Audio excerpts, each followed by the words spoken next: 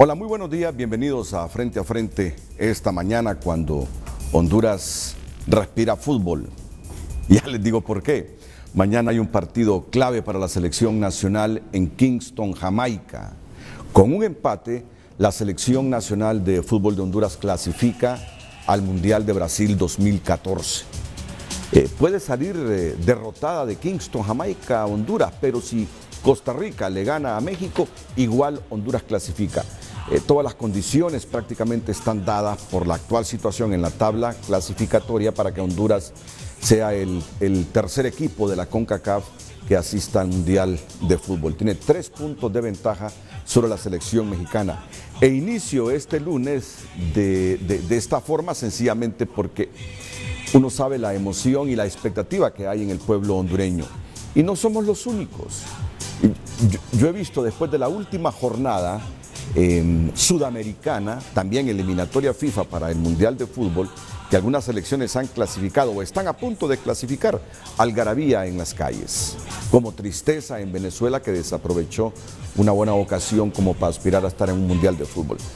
Este deporte es apasionante y despierta emociones en todo el mundo, en los países ricos, en los países pobres, así que mañana es el día clave y desde luego Televicentro tendrá la señal desde Kingston, la ciudad en la que se va a disputar este partido. Bien, vamos a lo nuestro esta mañana. Para nosotros es un placer presentarles a un distinguido ciudadano de Venezuela, don Alexis Ortiz, exparlamentario por 3 periodos, periodista, escritor, dirigente político, exalcalde. Bueno, don Alexis, bienvenido. Un gran placer, mi hermano. Yo no quiero perder mucho tiempo leyendo su currículum. Sí, señor.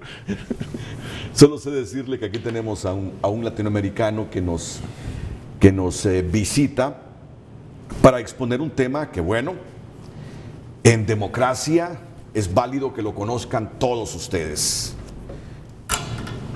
La verdad del socialismo del siglo XXI y su injerencia en las elecciones de Honduras. Es el tema que vamos a debatir hoy.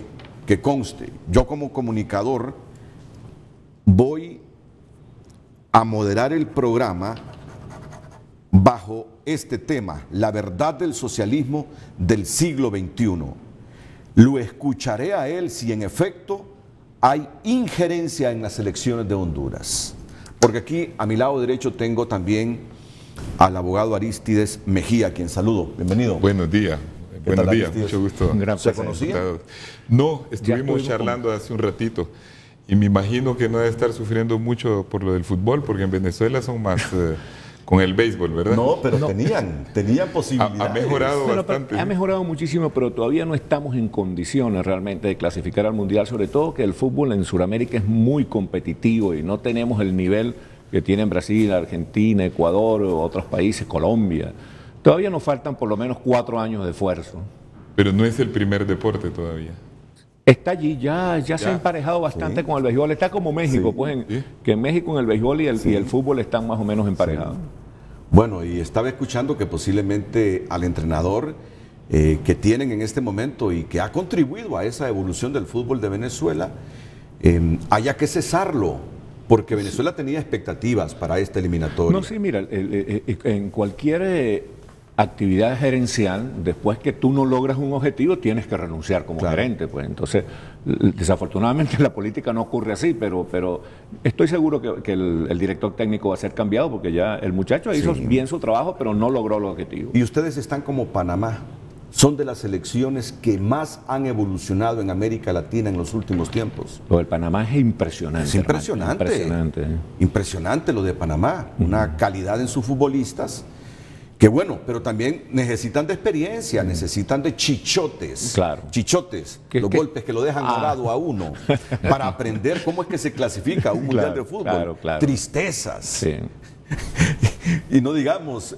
No, y eso tiene mucho que ver también con el desarrollo de las ligas locales. Correcto. Por ejemplo, en Honduras la liga está muy bien, muy desarrollada, en México. En Venezuela la liga, si se quiere, la selección nacional tiene más desarrollo que la liga local. Y eso explica que todavía la selección nacional no sea lo suficientemente competitiva, ¿no? Pero sus futbolistas, bueno, contrario a Panamá, es cierto, Panamá tiene la mayor parte de sus futbolistas en las mejores ligas de América Latina. Y sobre todo jugando en Colombia, sobre todo. Así es. Que sí es una tremenda liga, ¿no? Y además Sí. con una experiencia extraordinaria de décadas, ¿no? Sí. Bueno, pues así están las cosas. No solo nosotros estamos así a la expectativa. Por ejemplo, los chilenos estaban ganando 3-0 en la jornada FIFA del viernes y jugando en Colombia. Con ese resultado favorable, clasificaban y les empató Colombia. Bueno, Colombia no les remontó, les empató. Colombia tiene un jugador que le imprime un liderazgo extraordinario al equipo, que es Falcao, ¿no? Sí, sin lugar a dudas, metió 2 goles de penal. Sí. Y Ecuador ganó 1-0 a Uruguay. Creo que le falta un punto a Ecuador Sí. todavía. Aunque ya Reinaldo Rueda, el entrenador de Ecuador, que nos dirigió en la eliminatoria pasada y que nos clasificó al Mundial de Sudáfrica, llorando de la emoción porque ya está a un punto de No, y pasar. estamos viviendo el tiempo de los entrenadores colombianos, ¿te fíjate? Pinto en Costa Rica, Rueda en Ecuador Y aquí en y Honduras. Luis Suárez en Honduras. Bueno, Honduras va a clasificar, hermano, eso es inevitable. Muy es bien. inevitable. Un puntico es lo que le falta, nada más. Hemos comenzado muy bien. Está bien enterado. Está bien. Hemos comenzado muy bien con... Mira, Renato, una cosa que te iba a decir. Realmente, el tema que sin pretender corregirte, tú Sí, eres sí. un colega muy distinguido, por el cual uno tiene mucho respeto, incluso desde fuera de Honduras. Pero realmente yo preferiría no involucrarme en la cuestión interna hondureña, porque no es fair play, no es elegante, ¿no? Y además no es legal que uno venga en plena campaña electoral a involucrarse en la campaña electoral hondureña. Yo quisiera hablar de la experiencia venezolana del siglo XX, del socialismo del siglo XXI, cómo el socialismo del siglo XXI ha creado una tragedia en Venezuela, pero sin que se interprete como que quiero influir en los resultados de las elecciones hondureñas, porque no sería jugar limpio, por ejemplo, ese es el tipo de cosas que hace gente irresponsable como las del Foro de Sao Paulo, pero no la hace una persona respetuosa de las leyes como yo, además un periodista que conoce de qué puede hablar y de qué no puede hablar. Ah, muy bien, muy bien. Y yo igual, si estoy de moderador del programa, tengo que partir de esta premisa que usted me ha adelantado, la verdad del socialismo del siglo XXI. Ya usted dice, yo no vengo aquí a hablarle si hay injerencia del socialismo del siglo XXI en las elecciones de Honduras. Igual yo no lo puedo afirmar. Yo les digo algo y siempre se los he dicho. Estas elecciones tienen que manejarse con la mayor transparencia posible. Estas elecciones deben tener igualdad para todos los partidos políticos. En estas elecciones que por primera vez se desarrollan con 8 candidatos a la presidencia y 9 partidos. ¿Por qué 8 candidatos y son 9 partidos? Porque hay 2 partidos que se aliaron en el nivel electivo presidencial. Estas elecciones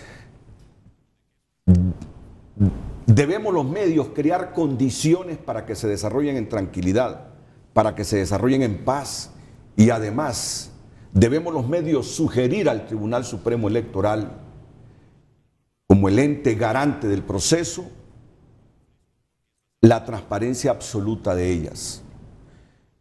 Hace algunos días la organización o el Tribunal Supremo Electoral hizo una solicitud a la Organización de Estados Americanos para que ellos certifiquen el proceso, incluyendo todo el equipo tecnológico para la transmisión de resultados. Esta semana va a responder la Organización de Estados Americanos. Me gusta mucho tu discurso porque es un discurso de periodista responsable y además los medios tenemos que presionar para que el debate electoral sea un debate de altura y consistente, no sea un intercambio de descalificaciones e insultos, sino que realmente se debatan los programas y las ideas de los candidatos de una manera que oriente al pueblo en lugar de desorientarlo. Claro. Bueno, lo voy a escuchar. Lo va a escuchar Aristides Mejía y todo el pueblo hondureño sobre esa experiencia de ustedes con el siglo XXI. Bueno, yo no sé si se presentó Arístides como... Él fue, sabe, ministro de Defensa. Ya conversamos. En el gobierno de Manuel Zelaya Rosales. Sí. Y fue embajador en Grecia también. Fue embajador en Grecia. Es un hombre con experiencia, ¿no? Y además es un militante del Partido Libertad y Refundación. O sea, cuando lo vi le pregunté, ¿tú eres abogado? Porque realmente los abogados, así como los periodistas nos parecemos por la informalidad, sí, los abogados se parecen porque son muy elegantes y muy formales, ¿no? ¿Tú te has fijado de eso, no? Cierto, de entrada. Los periodistas siempre andamos casuales.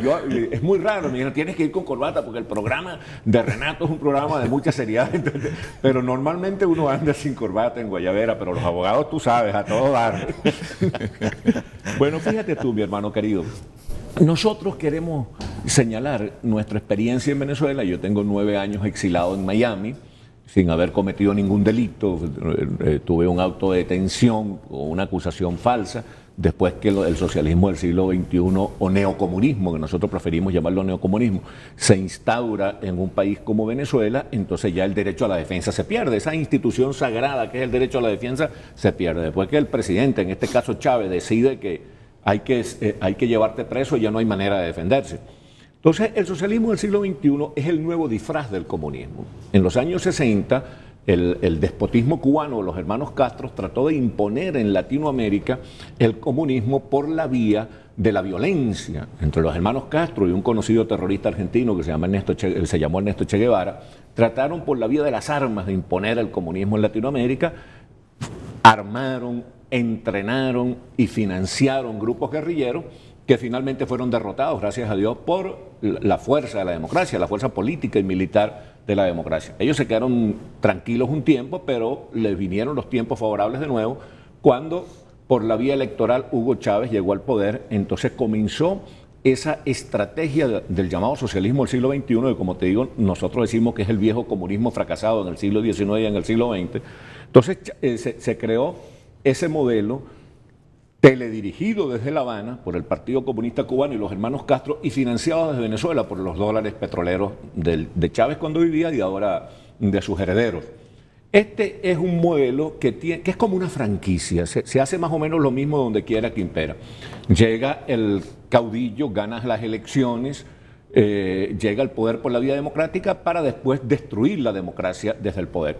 Llega al poder por una razón muy sencilla y en la cual tenemos que ser autocríticos los políticos y los periodistas latinoamericanos como yo, y es que la democracia se fatigó, no logró resolver los problemas fundamentales de la sociedad, la gente se molestó con la democracia, la gente se desesperó y buscó en estos caudillos demagógicos providencialistas que le ofrecen al pueblo que van a resolver todos los problemas, que lo único que tienen que hacer es votar por ellos, o sea que alimentan ese viejo paternalismo que tanto daño le ha hecho a nuestro país y ganan las elecciones. Al ganar las elecciones, aprovechando la popularidad que les da haber ganado las elecciones, vienen con el truco de la refundación del país, de crear, de convocar una asamblea constituyente para refundar el país. O sea, actúan como que si el país comenzara con ellos. Así como hay el mito del eterno retorno, con ellos hay el mito del eterno comienzo. Todo comienza con ellos.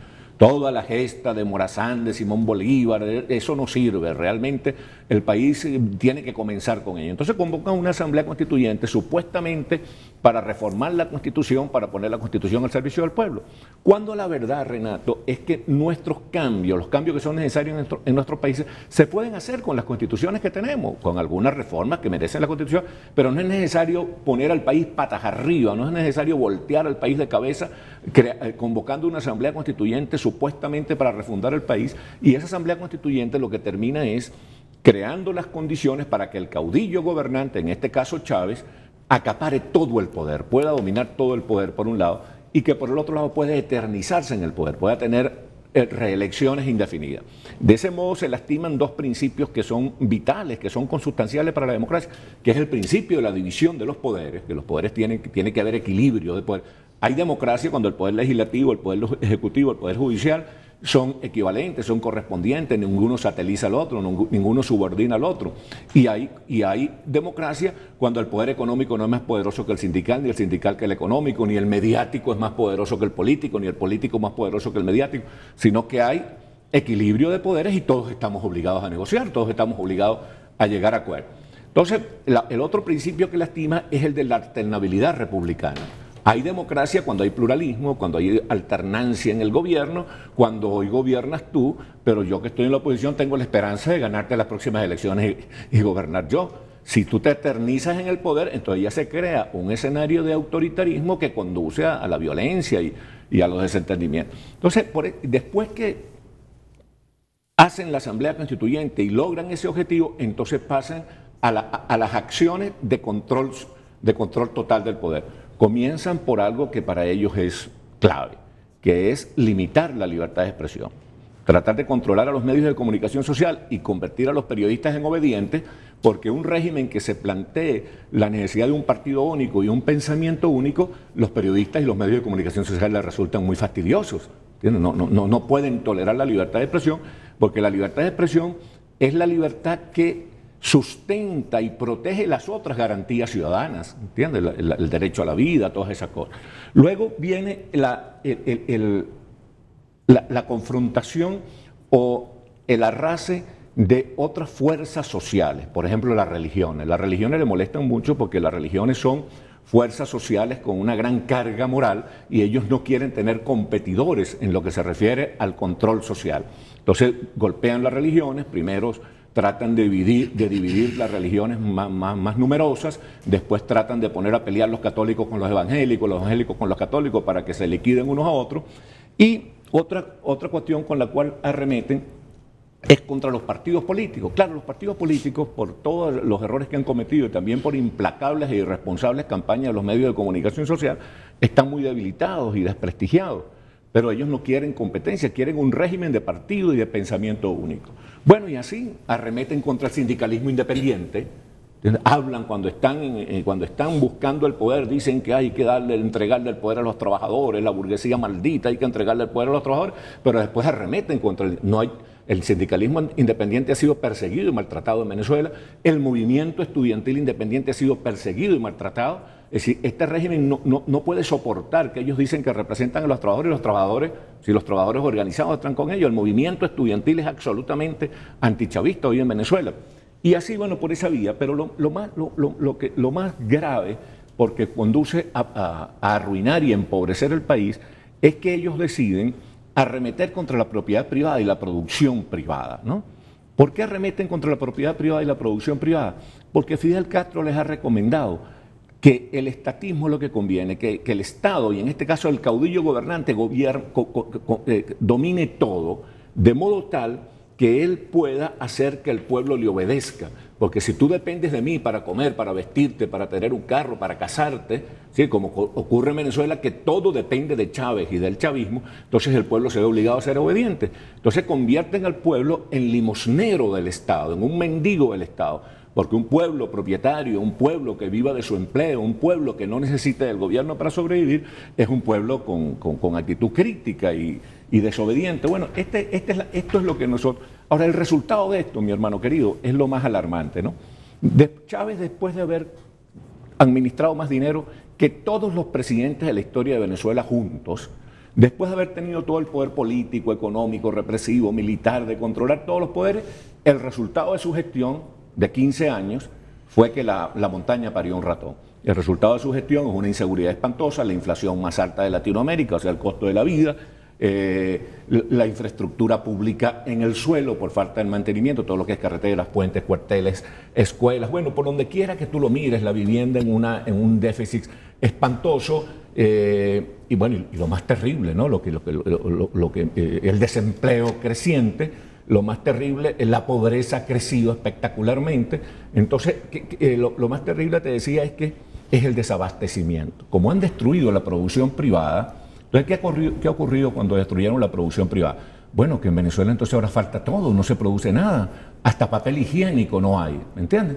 Hasta papel higiénico. Y ahora, más que nunca, nos hemos convertido en un país dependiente, 2 veces dependiente. Dependiente de lo que ellos llaman el imperialismo norteamericano, porque como ahora no producimos nada, dependemos realmente de que los gringos nos compren el petróleo, porque si dejaran de comprarnos nos arruinamos ya definitivamente, y dependiente de que nos vendan productos para que la gente pueda tener sus bienes de consumo, y dependiente de lo que podríamos llamar, entre comillas, el imperialismo cubano, porque ahora Cuba manda directamente en Venezuela, controla las Fuerzas Armadas, controla el registro civil, tiene el control absoluto, es decir, de Venezuela, y el presidente de Venezuela en este momento se ha convertido prácticamente en un muchacho demandado de Raúl Castro. Nicolás Maduro, que es el usurpador del poder, porque como tú sabes, perdió las elecciones y está allí porque un grupo de militares vinculados al narcotráfico, que llaman el cartel de los soles, y porque un grupo de militares vinculados al régimen cubano, al régimen comunista cubano, lo mantiene en el poder después de haber perdido las elecciones, como todo el mundo sabe. Él es don Alexis Ortiz, como les decía al comienzo del programa, ex parlamentario, 3 periodos entre 1900... Mira, con Luis Herrera Campins, Jaime Lucinchi y el segundo gobierno de Carlos Andrés Pérez. Luis Herrera Campins, Jaime Lucinchi y el último de Carlos Andrés Pérez. Ahí fue el y después con Chávez fue que fui alcalde en el periodo de Chávez. Alcalde de una ciudad turística de Venezuela que se llama Lechería, que está en el Caribe, en el oriente de Venezuela. Además es un laureado periodista, escritor, historiador. Obtuvo el premio Cervantes, ¿verdad? Sí, de periodismo. En el 2011. En Florida. Muy bien. Por el manejo del idioma, pues. Sí, muy bien. Porque tengo un programa de radio que trato de orientar a la gente acerca del manejo del idioma. Muy bien. ¿Por qué está Arístides Mejía esta mañana aquí en Frente a Frente? Arístides Mejía está aquí, primero, porque el Partido Libre tiene derecho a que los medios les demos la oportunidad que le damos al resto de fuerzas políticas. Yo se los he dicho infinidad de veces. Segundo, porque en esta campaña política el mensaje de algunos partidos es que Libre predica y si es gobierno actuará igual que el partido de Chávez y de Maduro con esta teoría del socialismo del siglo XXI. Entonces, ¿qué mejor que conocer a alguien que desde adentro tiene su criterio sobre el socialismo del siglo XXI y a alguien en el país que representa a un partido del que se dice sí hasta con las comas la teoría del socialismo del siglo XXI? Como este asunto en democracia es de darles oportunidades a todos para que usted se forme un criterio lo más objetivo posible, él tendrá las respuestas a esto. Si siguen ese modelo o no lo siguen, ¿qué les parece si me acompañan dure la pausa comercial y cuando regresemos de ella?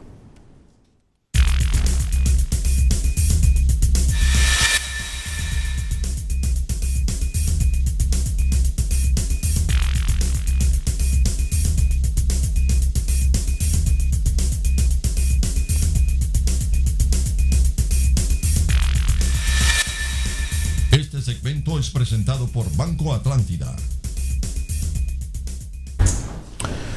Bueno, yo soy de los que creo que hay una división marcada todavía en el país. Hay una división marcada. Y lo corroboro con los mensajes que recibimos. Mensajes extremos de uno y otro lado. Mensajes extremos de uno y otro lado. Algunas veces justifico esto porque no estamos acostumbrados a un proceso electoral con 9 partidos políticos donde usted puede votar por la diversidad de ideas. Acá hay partidos de centro, dicen algunos, de centro derecha, de centro izquierda. Y de repente por eso es que hay mucha gente en los extremos con una intensidad ideológica que no construye, sino que agrede. Pero por eso estamos aquí. Viene el periodista Alexis Ortiz a decirnos su vivencia del socialismo del siglo XXI.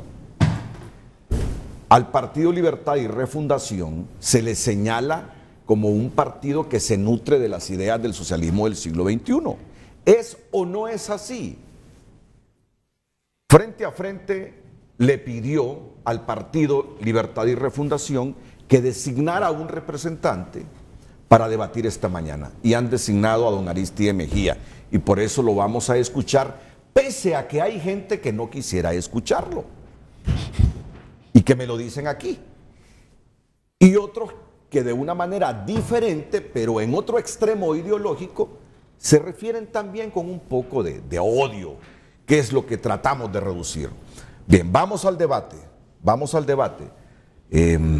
hay que socializar las ideas de la mejor manera posible, sin odio, sin rencor. Escuchamos a Aristide Mejía. Sí, buenos días al auditorio. He escuchado atentamente al ex parlamentario y periodista Alexis Ortiz sobre su exposición de lo que él considera está pasando en Venezuela. Indudablemente que él ha pintado un cuadro bastante sombrío, bastante negro, que refleja también una posición política, a mi juicio. Quiero decir de que según los datos que yo he visto, hay cosas muy positivas en ese país en el cual se ha invertido el fruto del petróleo ahora y no antes, en programas de salud, en programas de educación, que me gustaría que él también se refiriera a eso después, que han tenido un impacto en la baja de la pobreza. Pero creo que todo país pasa por sus problemas, hay cosas que indudablemente no andan bien en Venezuela. Recuerdo recientemente que el presidente Mujica de Uruguay dijo: lo que no me gusta del modelo venezolano es el estatismo y el burocratismo, que eso indudablemente perjudica la economía del país. Esa es una crítica que vino de un gobernante de izquierda, porque lo que hay que entender en Honduras es que tanto en los gobiernos de izquierda como en las derechas hay diferentes graduaciones. Hay gobiernos de izquierda que son moderados, hay gobiernos de izquierda que son más de izquierda y hay gobiernos de izquierda que son en el extremo comunista, como es el caso de Cuba, donde hay un gobierno de partido único, donde hubo una revolución, etcétera, etcétera.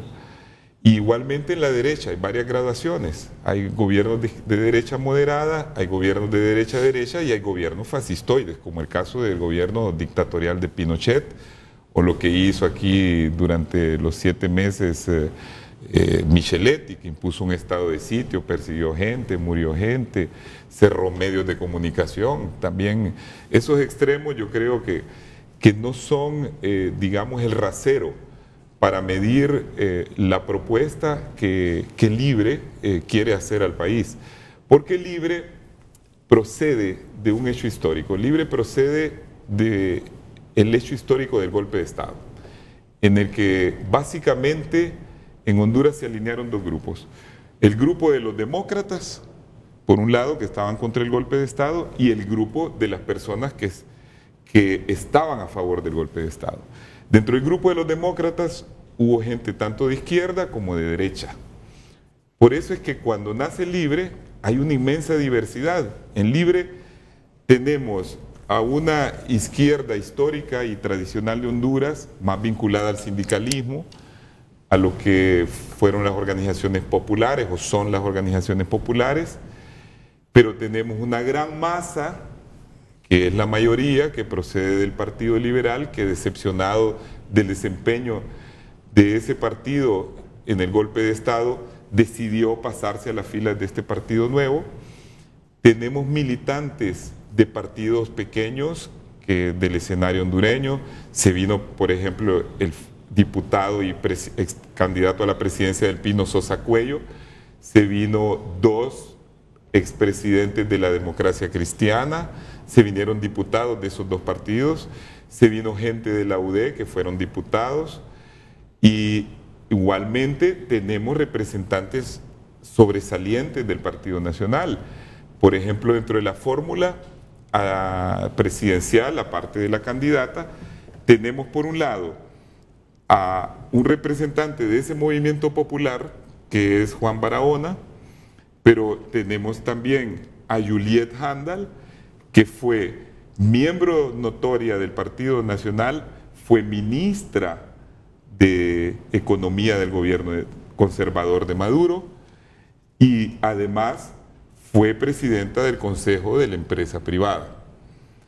En esa misma fórmula llevamos a Enrique Reina, que es fue un destacado miembro, un intelectual, un profesional del Partido Liberal. Entonces ven que la diversidad que hay en Libre impone de por sí una diferencia por aquello de los reduccionismos, de aquellas personas que tratan de ver las cosas en blanco y negro. Las cosas no se pueden ver así. No se puede deducir de la exposición del señor Alexis Ortiz que el libre entonces es un apéndice o digamos un instrumento de la política que se ha dado a llamar socialismo del siglo XXI en la América Latina. Esos reduccionismos son fatales. Nosotros como personas que pensamos, que reflexionamos en Honduras, debemos de tratar de entender de que existe una riqueza más allá del blanco y negro. Dicho esto, paso un poco a hablar de algunas cosas a las que él se ha referido. El socialismo democrático en América Latina ha asumido formas muy diversas. Tenemos allí mismo en América del Sur gobiernos que, como el de Lula, por ejemplo, en Brasil, como el de Dilma Rousseff ahora, han promovido un desarrollo basado en la empresa privada, en donde no ha habido expropiaciones de empresas, en donde se ha generado programas a través de ese desarrollo para buscar la igualdad social, que al fin y al cabo es la gran aspiración de la izquierda. La izquierda lo que busca es mayor igualdad en lo que los seres humanos puedan ser iguales, que es en las condiciones de vida. Y ese proceso que se ha dado en Brasil es un proceso ejemplar porque ha logrado sacar de la miseria a 30 millones de personas, a convertirlos en una clase media consumidora que a la vez ha estimulado la industria y el comercio de Brasil y le ha ubicado ahora como la quinta potencia económica mundial, por encima de Inglaterra. Ese es un ejemplo que nosotros miramos con mucha admiración. Otros gobiernos, como por ejemplo el de Correa, ha tenido éxito económico. El de Mujica, ahora mismo en Chile van a una elección porque el gobierno de derecha no ha cumplido las expectativas. Creemos que va a volver a gobernar la coalición que la vez pasada llevó a la presidenta Bachelet, que viene del Partido Socialista. Y tenemos todas las experiencias de Europa, que son otro tipo de socialismo, que creó el estado de bienestar social en Europa, y de los cuales muchos gobiernos de signo socialista están en el poder, como por ejemplo el gobierno francés actual es un gobierno del Partido Socialista francés. De todas maneras y de todas formas, nosotros creemos que no se puede imitar un modelo. Nosotros no podemos imitar el modelo francés porque no tenemos las condiciones de Francia, es un país desarrollado. Nosotros no podemos imitar el modelo brasileño porque Brasil es una potencia económica, con 200 millones de habitantes, con una industria poderosísima, con una diversidad étnica mayor que la nuestra, etcétera, etcétera.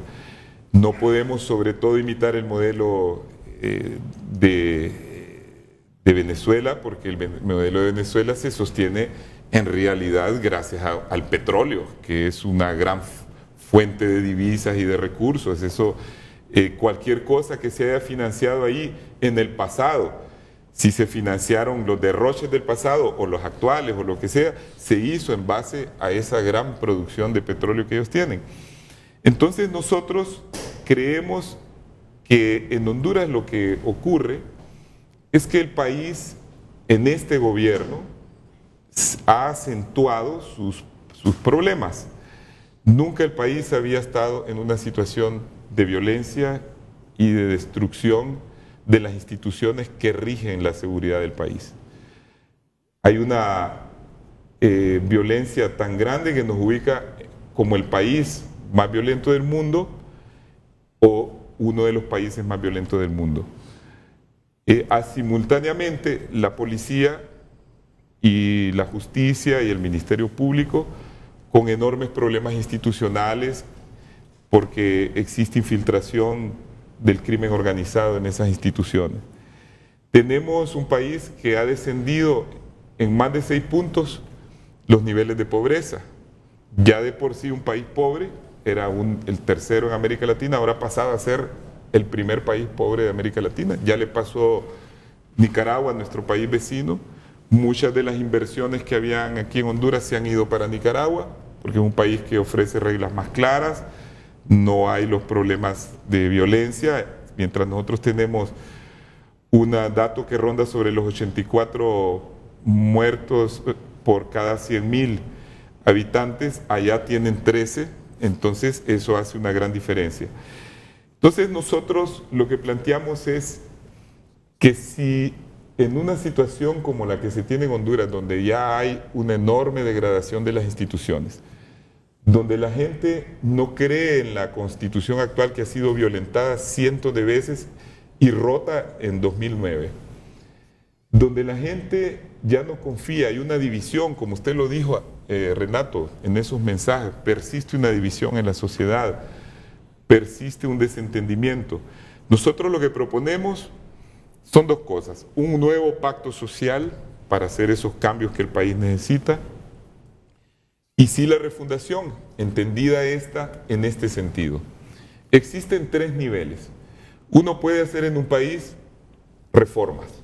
Reformas quiere decir que cuando el país anda bastante bien, como ocurre en Europa, en Estados Unidos, hacemos una reforma a la ley de inmigración en Estados Unidos, una reforma al sistema de salud como la que propuso Obama, porque las cosas andan algo mal y se necesita apenas una reforma.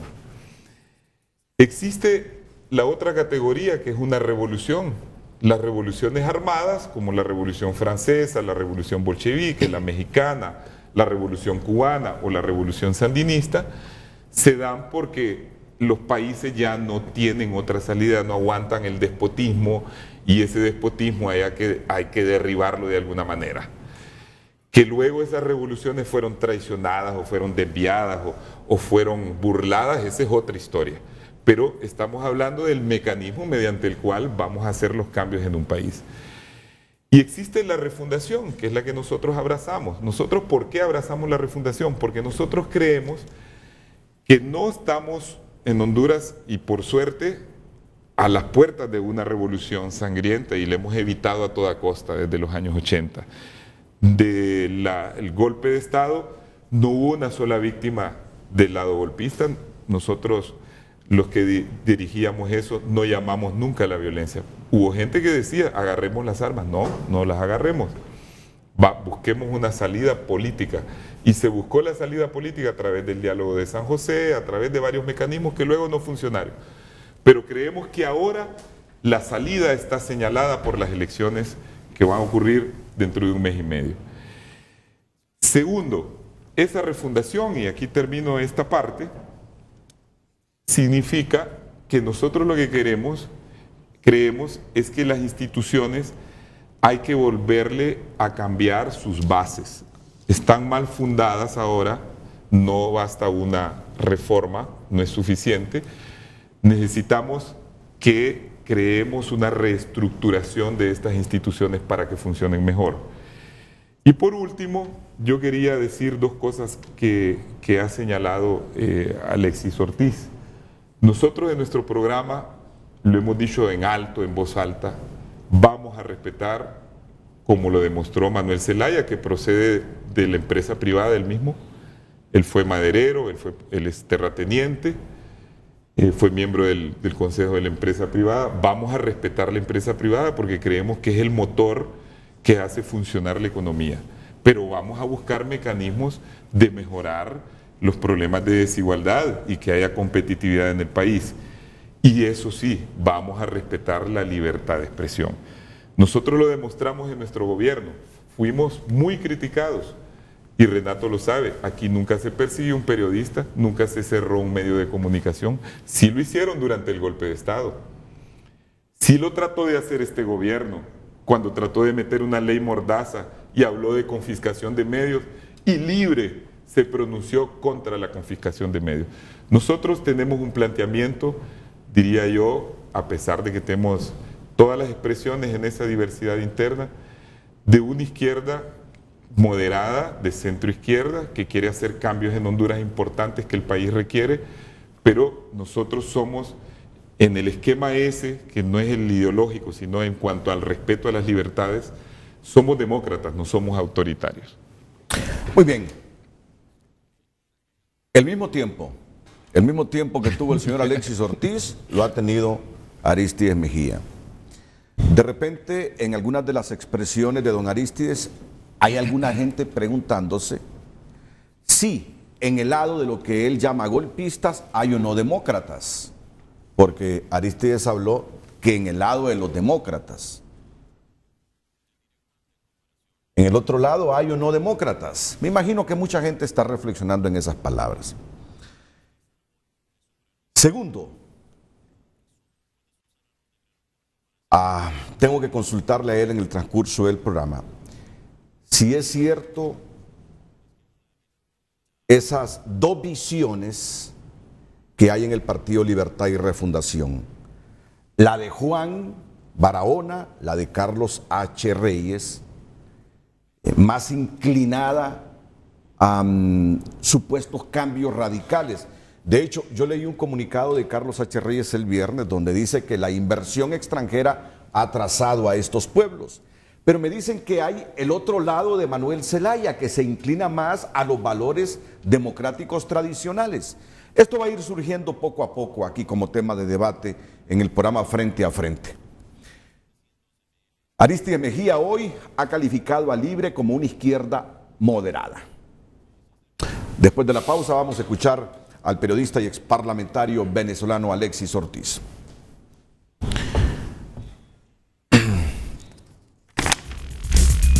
Este segmento fue presentado por Banco Atlántida.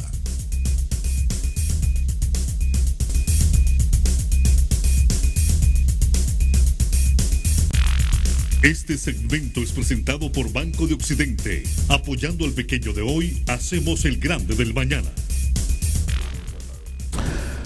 Bueno, como un consultor de políticos, como alguien que ahora lee y estudia el panorama político latinoamericano, los problemas sociales de América Latina, el periodista Alexis Ortiz, exparlamentario venezolano que desde hace 9 años está en el exilio en Miami, él es venezolano. ¿Cómo evalúa la disertación, el planteamiento del Partido Libertad y Refundación a través de Arístides Mejía? Él lo ubica dentro de una izquierda moderada. Bueno, mira, la verdad es que me complace mucho el programa tal como tú lo diseñas y lo moderas, porque yo vivo de esto también, de hacer y dirigir programas de televisión, conducir programas de televisión y de radio, porque se favorece un debate serio, un debate de altura, un debate consistente. El amigo Mejías ha demostrado que es un hombre capaz de debatir en un cierto tono de altura, sin estar intercambiando dicterios, insultos y acusaciones innecesarias. Yo solo le recomendaría al amigo Mejía que evitara ser injusto en algunas valoraciones. Por ejemplo, tratar de decir que el presidente Micheletti, el presidente Pinochet y el dictador Pinochet o Somoza son más o menos la misma cosa, es una exageración innecesaria. Y más allá de los errores que... Y me atrevo a involucrarme en la política hondureña porque el amigo Mejía se opinó sobre la política venezolana. Creo que más allá de los errores que haya podido cometer el presidente Micheletti, más allá de lo controversial que pueda haber sido la salida del señor Zelaya del poder, el presidente Micheletti condujo a este país a una transición democrática, a unas elecciones libres, transparentes, en la cual salió electo incluso un rival de él, pues, o sea que no es justo pues hacer esa comparación. En todo caso, hay cosas que sí me interesa comentar de lo que dijo el señor Mejía, o el doctor Mejía. Lo primero es el asunto del pacto social.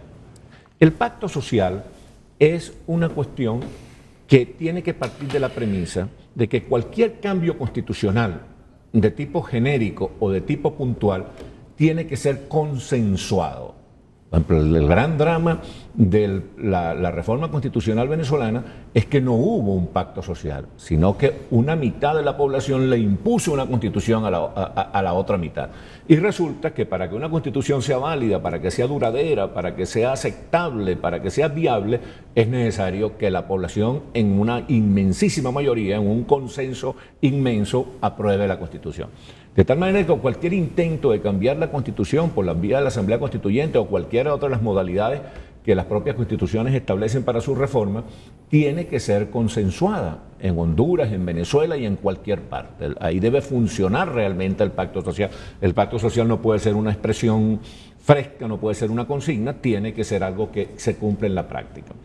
Nosotros creemos en algo que llamamos el capitalismo solidario. Creemos que en la competencia histórica entre el socialismo y el capitalismo, realmente el capitalismo ganó la batalla, sobre todo después que fue derribado el muro de Berlín.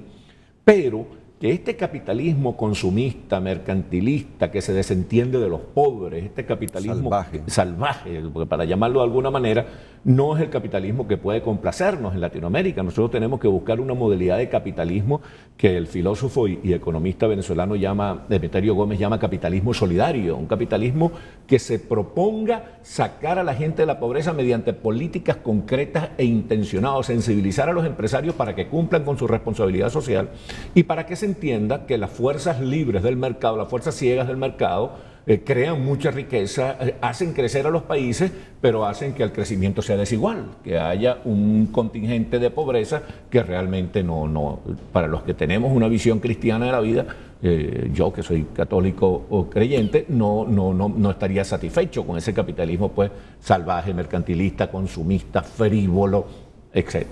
Entonces, bien, el doctor Mejía se refiere a los programas sociales que trató de implementar el presidente Chávez en Venezuela. Lo primero que hay que decir es que no bajaron la pobreza. La pobreza ha crecido escandalosamente en Venezuela.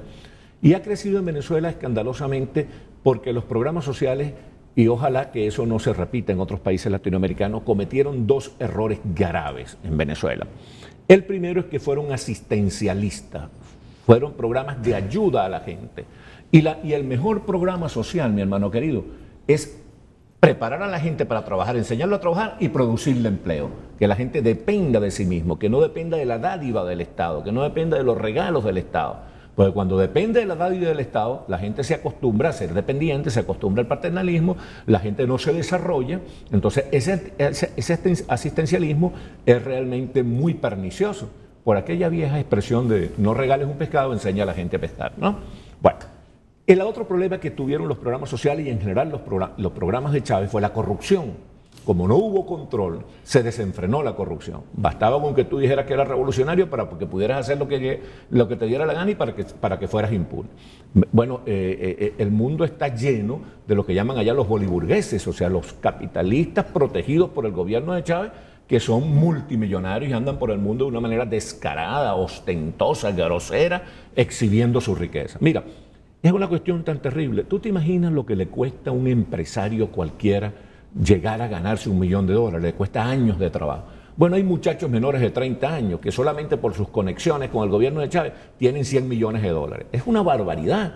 Porque Venezuela manejó tanto dinero por la bonanza petrolera que se crearon este montón de ricos descarados que andan por todas partes, pues, abusando y insultando la pobreza de los pobres en Venezuela. Claro, cuando tú tienes un gobierno autoritario como el de Chávez o como el de Fidel Castro, no puedes confiar en las cifras. Chávez dice que él ha disminuido la pobreza, pero fíjate tú lo que le pasó en una oportunidad. Elías El Yuri, que es el hombre de las estadísticas de Venezuela, presenta un informe y dice la pobreza, eso fue cuando Chávez tenía 4 o 5 años en el poder, la pobreza ha crecido en un 10%. Entonces Chávez lo insulta por televisión y le dice que cambie la cifra. Entonces el pobre hombre tiene que decir que no, que él se equivocó, que no había crecido la pobreza el 10%, de tal manera que tú no puedes confiar en las cifras que yo he. Hay una cosa en la cual tiene razón el amigo Mejía. Hay que diferenciar un socialismo autoritario, anacrónico, reaccionario, como el de Chávez, como el de Correa, como el de Evo Morales. Hay que diferenciar el de Daniel Ortega, hay que diferenciar ese socialismo del socialismo moderno, inteligente, como el de Suecia, el de Noruega, el de Francia, que independientemente de la diferencia que uno tenga con ellos, tiene que respetarlo como una gente realmente constructiva y que cree en el libre comercio, cree en el funcionamiento de la sociedad democrática, cree en el imperio de la ley, cree en la división de los poderes. O sea, por ejemplo, tenemos el caso de Chile. Chile es un caso extraordinario que te demuestra que un socialismo inteligente puede convivir con una gente democrática inteligente. El presidente Lagos, por ejemplo, un hombre sumamente respetable y mantuvo una línea de crecimiento inteligente basado en un capitalismo inteligente, igual que Patricio Aylwin, igual que el señor Piñera en este momento. Entonces, porque el interés de la democracia en este tercer milenio es alejarse de los extremos, lo que tú decías hace un rato, alejarse de los extremistas y marchar hacia el centro. La democracia, para ser una democracia realmente equilibrada y que conduzca a los países hacia el desarrollo, tiene que la gente de derecha, por decirlo de alguna manera simplista, tratar de marchar hacia ser de centro derecha, y la gente de izquierda también, por decirlo de una manera simplista, de marchar a ser gente de centro izquierda, de forma tal que haya un territorio de conciliación, de acuerdo, de encuentro, de convergencia entre la derecha y la izquierda para desarrollar los países. Lo que fastidia el asunto son los extremismos. Y el señor Mejía puso un ejemplo muy valioso, es el ejemplo de Brasil. Lula da Silva no hizo otra cosa que seguir rigurosamente la política económica que había implantado Fernando Henrique Cardoso. Un hombre socialdemócrata que cree en el libre comercio, en la propiedad privada. Entonces Lula da Silva llegó allí y en lugar de desbaratar, en lugar de refundar el país, en lugar de llegar a poner al país de patas arriba, porque todo comenzaba, que la historia comenzaba con el Lula da Silva, dijo, bueno, mira, tengo que ser sensato, voy a seguir esta línea económica que ha producido crecimiento de Brasil, que es una estrategia a largo plazo para convertir a Brasil en una potencia mundial, y voy a poner el acento, en el caso de Lula da Silva, el mérito de Lula da Silva está, voy a poner el acento en programas sociales efectivos, no asistencialistas, no repartiendo real, no dándole dinero irresponsable a la gente, sino creando empleo y favoreciendo que el capital privado creara empleo y que el Estado vigilara que esa política funcionara. Claro, el problema con Lula es que Lula es un hombre de doble discurso. En Brasil es un hombre democrático que no cree en la reelección indefinida, que respeta el libre comercio, la propiedad privada, que aseguró que se cumpliera el plan económico del expresidente Fernando Henrique Cardoso, pero en materia internacional Lula juega a complacer a su foro de Sao Paulo y a los extremistas y a tener un discurso escandaloso, ¿no? Entonces Lula, fuera de Brasil, Lula es padrino de Chávez, padrino de Evo Morales, padrino de Rafael Correa, padrino de Daniel Ortega, peor aún, padrino de la teocracia fundamentalista iraní, entonces padrino de Ahmadinejad. Entonces, claro, este es Lula da Silva. El presidente Mujica es un poco más serio, más sensato que Lula da Silva en ese sentido. El presidente Correa, que lo mencionaron aquí, el presidente Correa, es cierto que en materia económica ha tenido algunos éxitos, es que ha tenido muchos recursos adicionales, ha tenido una bonanza, se ha visto favorecido también por la bonanza petrolera. Él ha sido más inteligente que Chávez, él no ha jugado a destruir la producción privada. Él ha maltratado a los periodistas, ha arremetido contra la libertad de prensa, ha arremetido contra los partidos políticos opositores, ha perseguido a los disidentes, tiene un montón de exilados y un montón de gente perseguida, pero en rigor él ha tenido la inteligencia de no desbaratar la producción privada porque sabía que le iba a pasar lo que le pasó a Chávez, que Chávez se hizo un autogol, ya que comenzamos este programa hablando de fútbol. O sea, al destruir la producción privada, Chávez creó ese gran desabastecimiento en el país, que es lo que explica, es una de las cosas que explica que Maduro haya perdido las elecciones después. Entonces, esas son las cosas en las cuales tenemos que irnos ubicando, porque sí es posible que una izquierda inteligente y una gente democrática inteligente se ponga de acuerdo para sacar a nuestros países del atraso. Nosotros no podemos esperar que venga nadie de fuera a ayudarnos. Te lo digo de esta manera.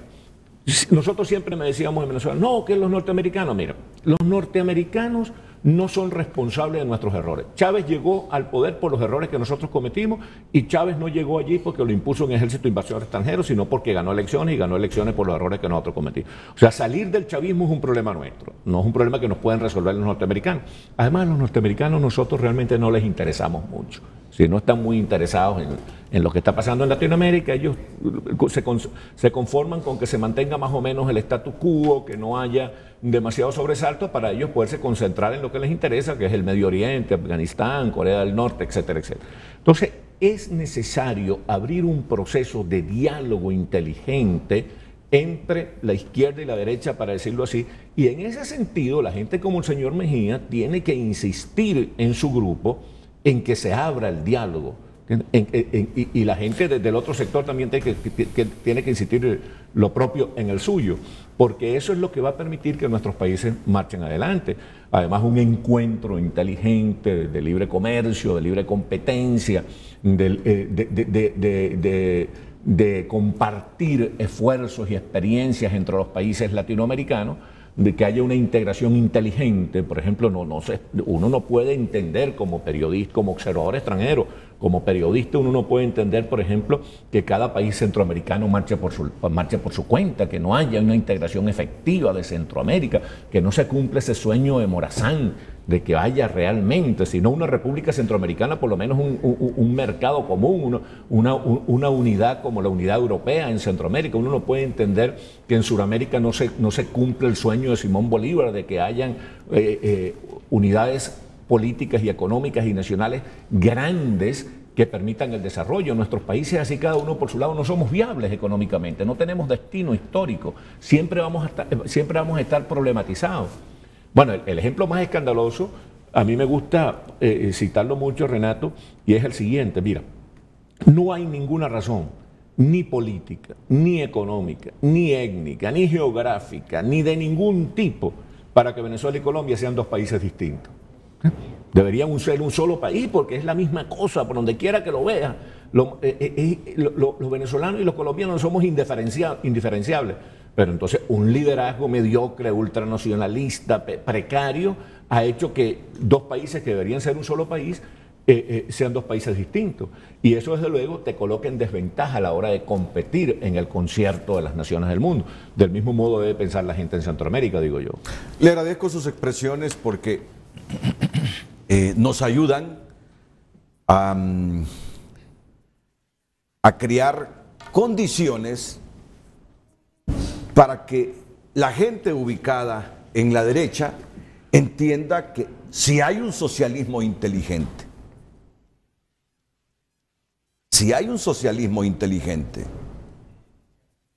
Ahora, aquí la gran pregunta, y tengo que hacérsela a Arístides Mejía, para que me la responda inmediatamente después de la pausa. Arístides no puede negar que hay dos fuerzas bien marcadas dentro de Libre: los liberales y los sindicalistas, que muchos de ellos no enarbolan la doctrina liberal, antes bien la han criticado desde siempre. En este momento, tanto los liberales como la izquierda radical de Libre quieren el poder y están trabajando para ganar el poder. Aquí la pregunta mía es: si en el escenario de llegar al poder, ¿qué es lo que va a primar en Libre como gobierno? ¿Esa izquierda moderada de la que habla Arístides Mejía o esa izquierda radical que tiene el Partido Libertad y Refundación, que sí la tiene? Es decir, yo respeto mucho a esa izquierda radical, a sus abanderados, pero me pregunto, esa izquierda radical dice que la inversión extranjera nos ha llevado al atraso. ¿Cómo gobierno entonces? En este momento pueden estar juntos porque quieren el poder. ¿Qué van a hacer los liberales si esa izquierda radical predomina, influye, oría a los liberales, hecho gobierno? Justamente a enarbolar las cosas que él mencionaba y que han fracasado en Venezuela y a donde se ha querido implementar el socialismo del siglo XXI. Voy a la pausa comercial. La pregunta tengo que formularla, es básica. Así que por favor esperen la respuesta inmediatamente después de estos consejos. Este segmento fue presentado por Banco de Occidente. Apoyando al pequeño de hoy, hacemos el grande del mañana.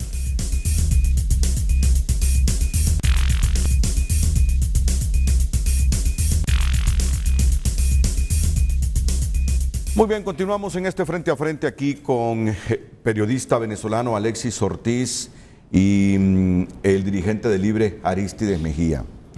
Arístides, de hecho, y esto es obvio, después de las primarias pesó más el movimiento de Manuel Zelaya Rosales. Entiendo que ustedes obtuvieron ¿qué porcentaje de candidatos a municipalidades? Bueno, la gran mayoría de las diputaciones, de los candidatos a alcaldes los ganó el movimiento 28 de junio en las internas, en las primarias.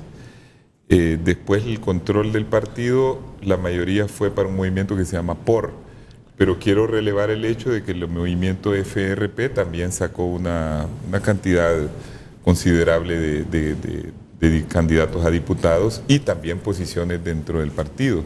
¿Es sostenible esa izquierda moderada, ese discurso de respeto al sector privado, a la inversión extranjera? ¿Es sostenible considerando también las fuerzas radicales de izquierda que existen en Libre, pensando en el escenario que pudieran ser gobierno? Bueno, yo lo que veo, esa es mi apreciación personal en esto, es que, como dije al principio, Libre es una conjunción de fuerzas diversas que en principio se unen por un apego a los ideales democráticos y por un hecho concreto. Después hay un largo camino que se da debido a las circunstancias que han ido ocurriendo en el país, y ha sido un momento de intenso trabajo de estructuración de una nueva fuerza política. En ese trabajo, el papel fundamental lo jugó el liderazgo de Manuel Zelaya, porque ese es un punto de unión de todos, reconocer el liderazgo del expresidente Zelaya. Y ahora, por encima de ese liderazgo, la imagen de Xiomara Castro, que fue la imagen de la unidad misma, por eso hubo una candidata aceptada por todos, una candidata que llamamos de consenso. Xiomara Castro representa para nosotros la idea misma de la reconciliación. Y si ella está proponiendo a la nación la reconciliación real del país y definitiva para construir un nuevo pacto, tenía que forzosamente significar eso a lo interno. De tal manera que tanto los que procedemos del Partido Liberal, algunos que vienen del ala incluso de derecha del Partido Liberal. Yo siempre estuve ubicada en el ala progresista del Partido Liberal, al igual que Manuel Zelaya y otros, pero hay gente del ala derecha. De hecho, dentro de Libre hay gente, en una encuesta que salió, que se dice en un alto porcentaje ser de derecha, como hay otros que dicen ser de izquierda y la mayoría de centro. Eso, que haya esa diversidad, es un trabajo permanente para llegar a acuerdos y para llegar a posiciones comunes. ¿Cuáles son las posiciones comunes que compartimos todos? Bueno, uno, todos estuvimos contra el golpe de Estado, eso es lo primero. Segundo, todos respetamos y estamos a favor del respeto a los derechos humanos. Segundo. Tercero, todos estamos de acuerdo con el respeto a las libertades individuales, entre otros, el respeto a la libertad de expresión. Eso lo hemos manifestado y lo hemos demostrado. Lo otro fue que todos estábamos de acuerdo en un programa común que significara un cambio importante para el país. Creemos que en Honduras hay que refundar porque las cosas no funcionan. Si hubiera aquí instituciones, y deben haberlas, que están funcionando bien, pues no es necesario refundarlas, no es necesario reestructurarlas. Pero si las cosas andan mal, creemos que hay que hacerlo, y en eso todos estamos de acuerdo. Es decir, estamos... ¿En qué no estamos de acuerdo? Sí. No, prosiga luego. ¿En qué no estamos de acuerdo? Y hay discrepancias internas como las hay en todos los partidos. Bueno, algunos, como usted lo dijo al principio, quieren más intensidad en los cambios, quieren que vaya más acelerado, creen algunos que debemos ser más fuertes contra el modelo de capitalismo salvaje, como lo ha referido Alexis, o neoliberal, y habrá, porque tenemos también dentro de Libre compañeros con quienes tenemos una relación cordial, que forman parte de la izquierda revolucionaria de los años 80, que creen que es necesario estatizar o nacionalizar, pero esos son los menos. Y lo importante en un partido como el nuestro, como también los hay de derecha, como he dicho, hay gente de derecha en nuestro partido que son demócratas, pero son de derecha y creerán que solo hay que hacer pequeñitas reformas. Lo importante en un partido, y eso es lo que me alegra de Libre, y para ahí se va enfilando al estilo de los mejores partidos socialistas europeos y de América del Sur, como el de Lula, es que hay un juego democrático interno, que todo se decide democráticamente, no por imposición. Fuimos a elecciones primarias, aún teniendo una candidata de consenso, para dilucidar democráticamente quienes iban de aquí en adelante a dirigir el partido y quienes iban a tener las candidaturas a diputados y alcaldes. Y eso, como usted lo ha visto, lo ha respetado todo el mundo, porque los disensos no se han visto en Libre. Es decir, si tenemos un partido, y con esto termina esta fase, un partido nacional dividido, que quedó dividido tras las elecciones, que todavía no se ha unido, por eso sacan ellos un anuncio pidiendo a los nacionalistas que se unan y dirigiéndose solo a los nacionalistas. No se dirigen a la hondureñidad, se dirigen solo a los nacionalistas, porque ni siquiera después de las elecciones primarias han logrado unir. Nosotros sí estamos unidos y tenemos ese proyecto. Claro, pero hay un objetivo común para todos en este momento y es alcanzar el poder. Entre para llevar a cabo los programas.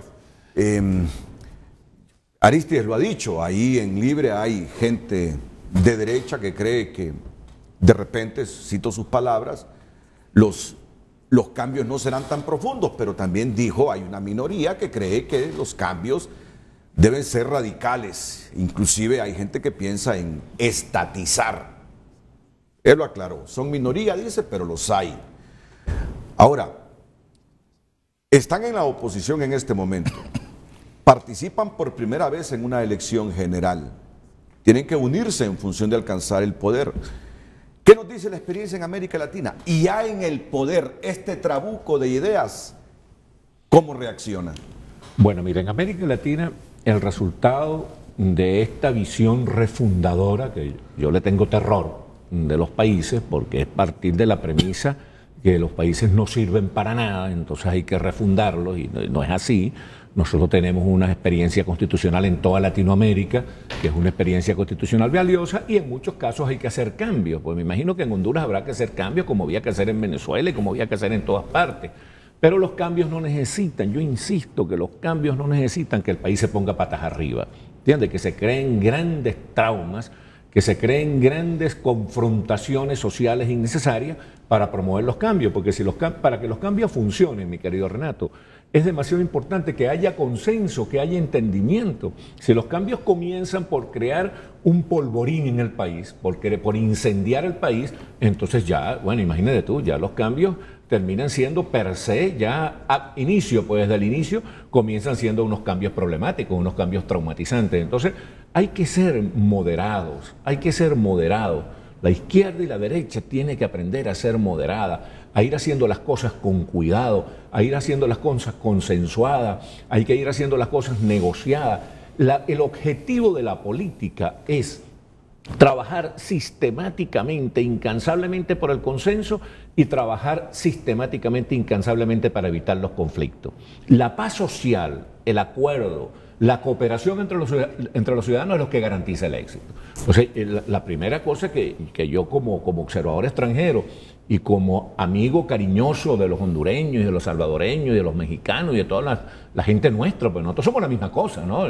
Nosotros somos los mestizos latinoamericanos, que algunas veces dicen, no, los hondureños son muy diferentes, nosotros somos muy diferentes, los venezolanos, mentira, no hay nada más parecido a un hondureño que un venezolano, y a un colombiano que un venezolano, y a un peruano que un colombiano, y a un chileno que un argentino. Nosotros somos realmente lo que llamaba José Vasconcelos, pues la raza cósmica, ¿no? Somos una raza, o somos una realidad mestiza, una identidad mestiza, que nos parecemos mucho y que debemos actuar más o menos en la misma dirección. Entonces, ayúdeme a recordar, después de Pinochet, ¿Cuál fue la primera fuerza democrática que ganó en Patricio Aylwin? Patricio Aylwin. Con la concertación. Sí, sí, Con la la concertación. concertación. Comenzó un presidente demócrata cristiano, Patricio Aylwin, después vino el presidente Frei, después vinieron los socialistas Lagos y la señora Bachelet, y fue un proceso... A eso voy, a eso voy. Y los dos primeros apoyados por los socialistas. Claro, y porque después la los otros apoyados por los a eso demócratas voy. cristianos. Sí. Y venían de un gobierno de derecha. Dictatorial.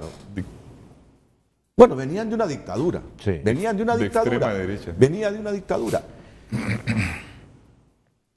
Con todo y sus problemas, Chile es un país económicamente referente en América El Latina. que va mejor en América Latina. Ok.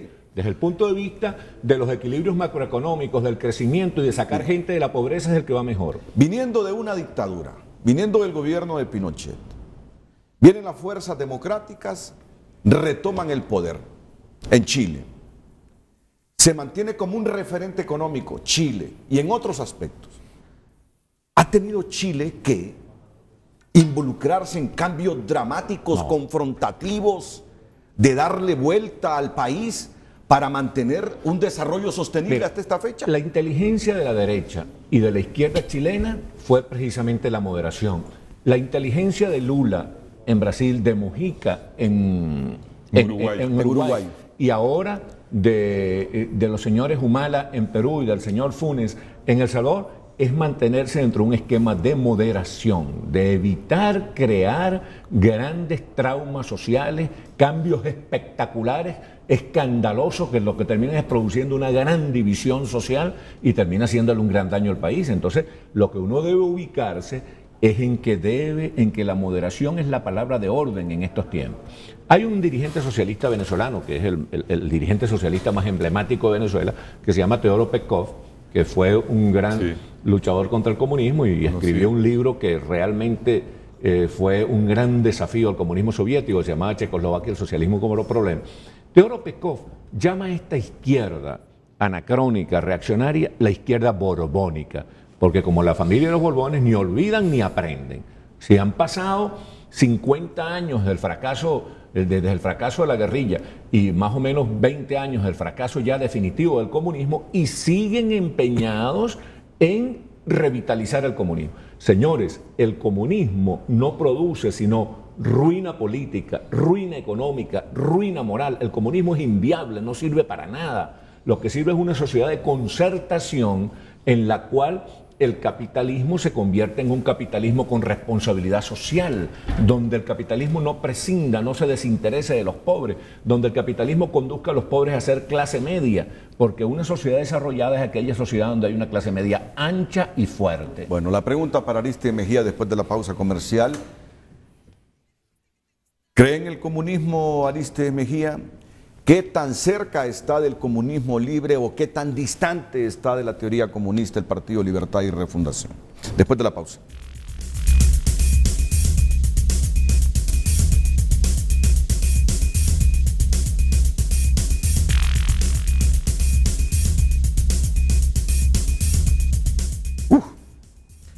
Bien.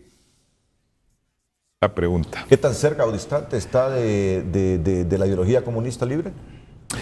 Pues está alejada porque usted sabe, Renato, el comunismo terminó hace 20 años a nivel mundial, hubo la caída del muro de Berlín, un hecho incontornable en la humanidad, y quedaron solo 3 o 4 países adoptando el régimen, uno de ellos Cuba, que tiene un régimen de partido único y que mantiene una economía, digamos, estatizada, y que poco a poco, debido a los problemas económicos, van liberando partes de la economía.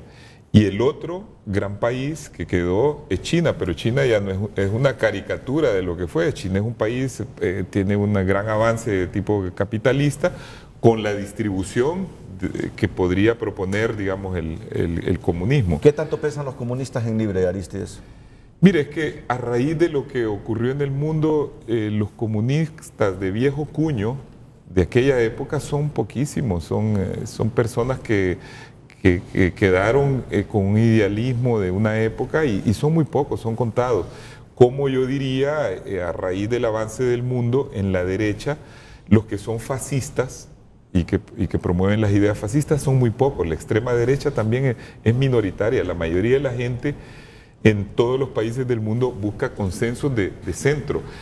Pero en Honduras, lo que nosotros pensamos es que en Honduras la mayoría de la gente sí quiere cambios profundos, porque aquí no funciona nada, aquí todo anda mal. Entonces, si nosotros viviéramos en un país donde hubiera mejores condiciones de vida, donde las instituciones funcionaran, donde funcionara la justicia, donde funcionara la policía, funcionara las demás instituciones, entonces la gente no estaría pensando más que en pequeñas reformas. Y yo sí creo de que eso es lo que ha ocurrido en general en América Latina. Aquí las viejas élites de América Latina abusaron durante más de un siglo, acumularon riqueza, todos lo sabemos, Renato. En El Salvador, 14 familias acumularon toda la riqueza y dejaron empobrecida a la mayoría de la gente. Aquí igual, en Guatemala igual, en América del Sur igual.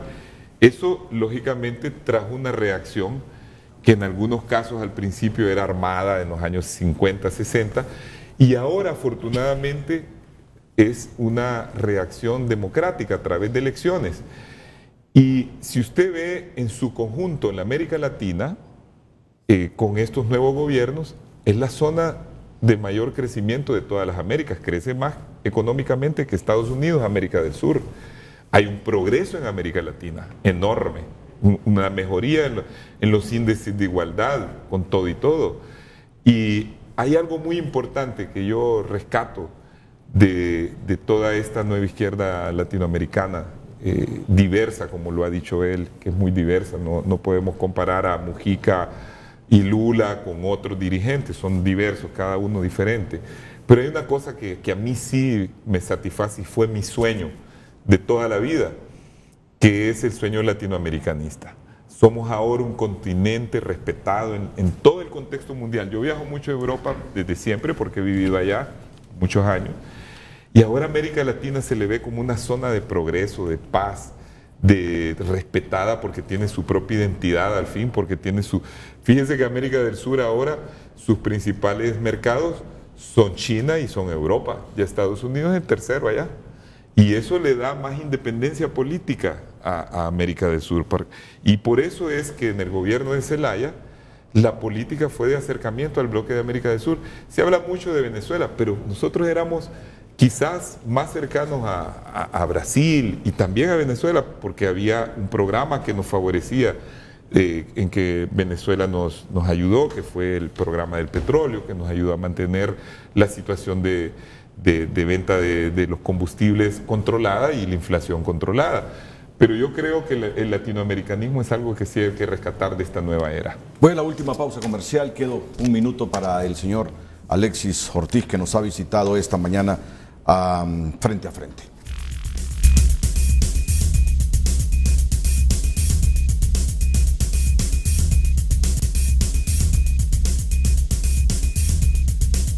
Termino con un mensaje, don Alexis. Bueno, un mensaje rápidamente, ya que me está dando un minuto. Es cierto, como decía el señor Mejía, el doctor Mejía, que el comunismo se acabó hace 20 años, pero ahorita hay un empeño en revivir el comunismo, se llama socialismo del siglo XXI, y es lo que llamamos el neocomunismo, es revivir el estatismo, el atropello a la propiedad privada, los derechos humanos, el partido único, el pensamiento único, la represión, todo eso. Hay que tener cuidado con eso. Con la otra cosa hay que tener cuidado es con la idea de que cuando uno llega al mando tiene que partir de cero, tiene que poner el país patas arriba.